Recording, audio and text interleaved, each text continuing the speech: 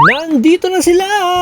Silipin na natin agad ang The Super Mario Galaxy Movie Happy Meal Toys! I-check ko yan! So ayun na nga, no? Umagang umaga McDo agad ang hanap ng pamilya. Naku, patawarin niyo po kami Lord at nagkasala kami today. Pero hindi kasi matiis ni Papi Louie na hindi kumuha ng Happy Meal Toys. Lalong-lalo na at Mario Galaxy The Movie pa ang collaboration ni McDo. Naku, very nostalgic sa childhood to. By the way, may mga new items sila sa menu like the Hazel Rock McFlurry, Cosmic Floats at Galaxy Truffle Mushroom Cheeseburger. Mukhang masarap. Pero for now, tinry lang muna ni Papi Louie yung kanilang Hazel Rock McFlurry kasi namimiss ko na yung McFlurry nila nung Pasko. At in fairness, hindi ako na-disappoint. Masarap din siya at bago ko din talaga itong kaaadikan, no? O sige, ano masasabi mo Papi Louie?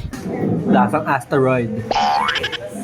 Wala nang patumpik-tumpik pa. Orderin na natin ang Happy Meal at i-unbox na natin yan. Oh, by the way pala guys, don't forget to ask for the new Happy Meal boxes nila ha, with the Mario Galaxy collab. At don't forget din yung kanilang party hat na Mario and Yoshi. Please, tanungin ninyo yung crew kung meron pa sila para naman sulit ang punta ninyo. They give away 1 piece of the Mario hat per toy until supplies last and free din ito sa mga kiddies na tatambay sa McDo today. Okay, simulan na natin ang unboxing. First natin ay si Yoshi! Nakakatuwa pala itong mga to guys, no? Naiikot pala yung figure para maging bag charm siya if gusto mo silang i-flex sa labas. Pero pwede din naman silang tumayo on their own kung i-display mo sila sa inyong bahay. Next na binuksan ng daughter ko is yung favorite niya na si Princess Peach. Napaka-elegante talaga ni Princess Peach. And then we have the cute little Luma Star. Tapos si Frog Luigi na parang ito na yata yung favorite ko out of the 10 toys na meron ngayon, no?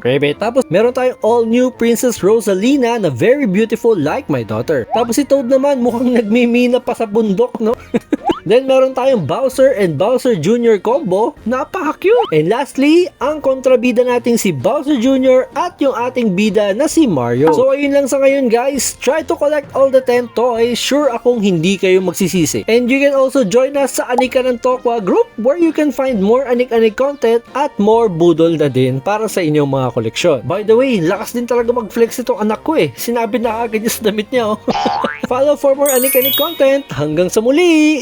Power Daddy.